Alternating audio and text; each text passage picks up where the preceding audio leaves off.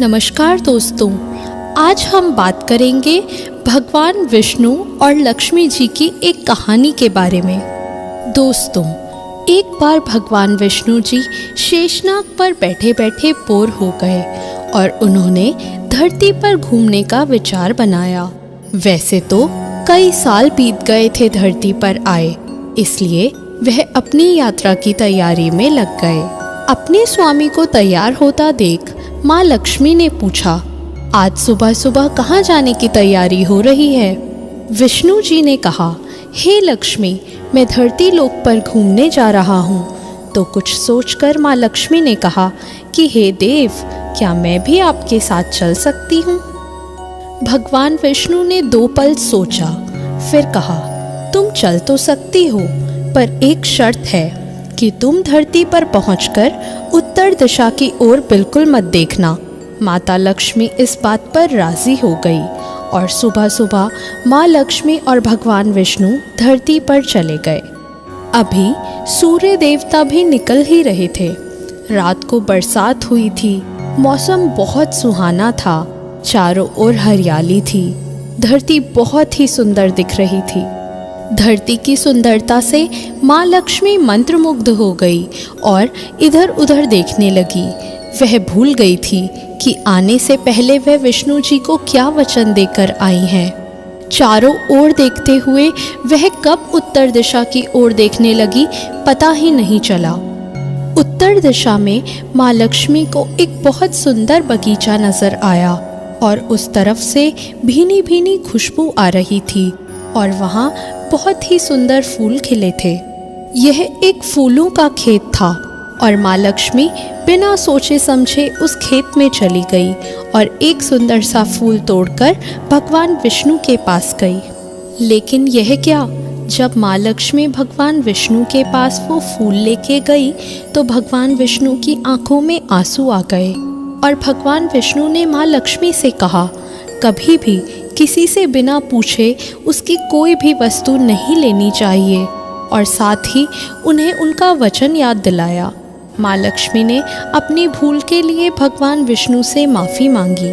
तब भगवान विष्णु ने कहा कि तुमने जो भूल की है उसकी सज़ा तो तुम्हें ज़रूर मिलेगी। जिस माली के खेत से तुमने बिना पूछे फूल तोड़ा है, यह भी एक प्रकार की चोरी ही है। इसलिए तुम्हें 3 सालों तक उस माली के घर नौकर बन के रहना पड़ेगा।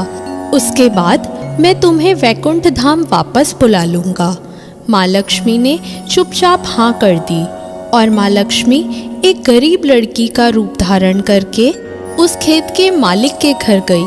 वो घर क्या, एक झोपड़ी थी और उस माली का नाम माधव था।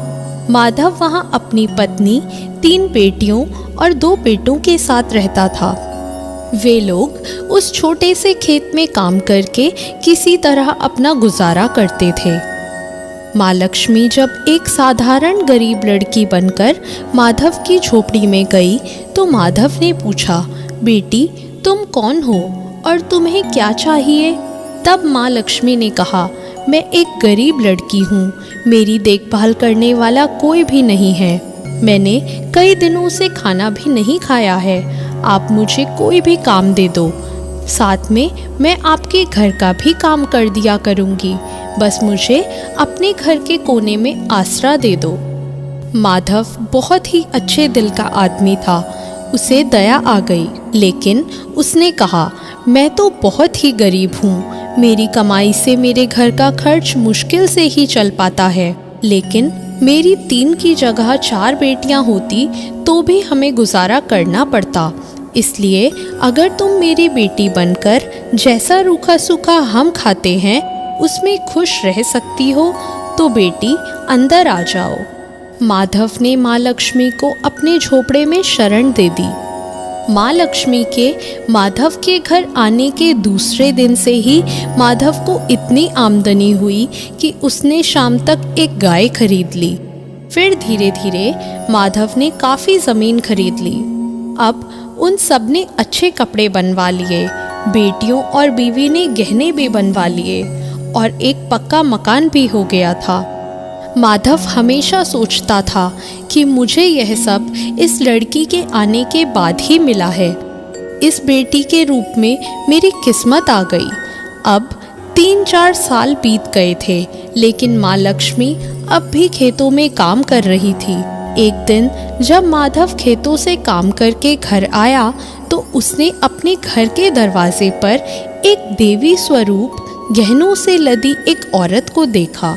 ध्यान से देखने पर वह पहचान गया कि यह तो मेरी मुंह बोली चौथी बेटी है, और उसे समझ में आ गया कि यह कोई और नहीं, स्वयं माँ लक्ष्मी है। अब माधव का पूरा परिवार बाहर आ गया और सब हैरान होकर माँ लक्ष्मी की ओर देख रहे थे।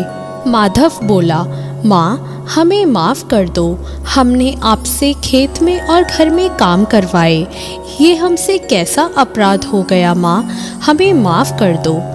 अब माँ लक्ष्मी मुस्कुराई और बोली, माधव तुम बहुत ही अच्छे और दयालु हो। तुमने मुझे अपनी बेटी की तरह रखा है, अपने परिवार के सदस्य की तरह मुझे प्यार दिया है। इसके बदले मैं तुम्हें एक वरदान देती हूँ कि तुम्हारे पास कभी भी खुशियों की और धन की कमी नहीं रहेगी। तुम्हें हर वो सुख मिलेगा जिसके तुम हकदार हो। ऐसा कहकर माँ लक्ष्मी भगवान विष्णु द्वारा भेजे गए रथ में बैठकर विष्णु लोक वापस चली गई। दोस्तों, कैसी लगी आपको हमारी ये जानकारी? ऐसी और नई और रोचक जानकारियों के लिए हमारे चैनल को तुरंत सब्सक्राइब करें।